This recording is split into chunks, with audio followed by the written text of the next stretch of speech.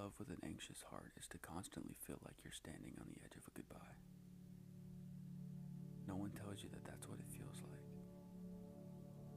They tell you you're too much, too sensitive.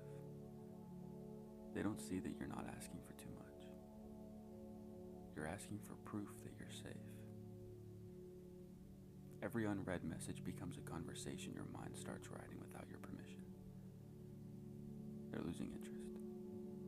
I said something wrong. They're talking to someone better. They're realizing I'm not enough. You don't want to think those thoughts, but you would give anything to not think those thoughts. But your heart learned somewhere along the way that silence usually meant something was about to change. So now every pause feels like it's a warning. When they pull away for a day, it feels like you've been abandoned for a lifetime. When they say, I just need some space, your brain hears, I'm already halfway out the door. You hate that your mind works this way. Because you know it isn't always rational. You know, people have jobs, friends, families, like lives outside of you. But trauma doesn't ask permission before it starts speaking.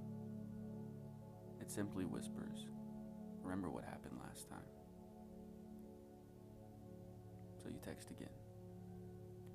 Not because you're trying to control them, but because you're trying to quiet that part of you that's convinced love is slipping through your fingers.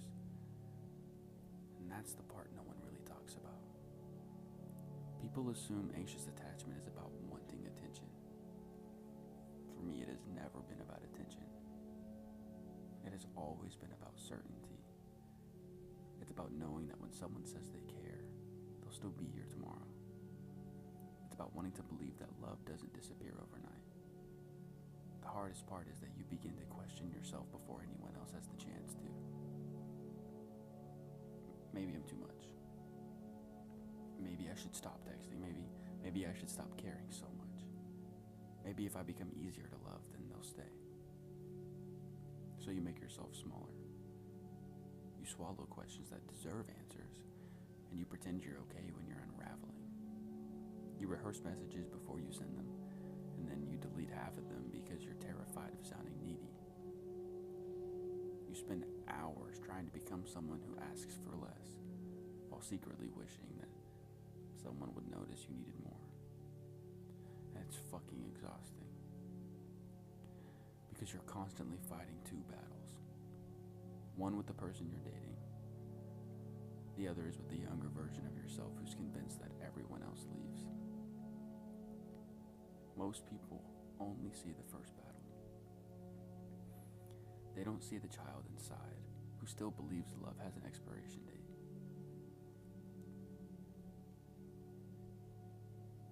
Healing, I've learned, isn't becoming someone who never needs reassurance.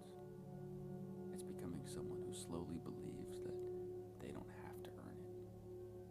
It's learning that healthy love doesn't make you beg to feel chosen. It's believing that someone can be quiet without disappearing. It's realizing that your worth was never meant to rise and fall with someone else's response time.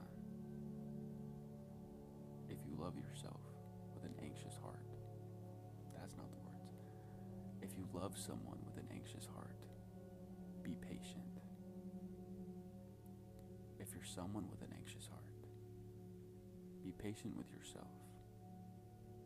You're not difficult to love.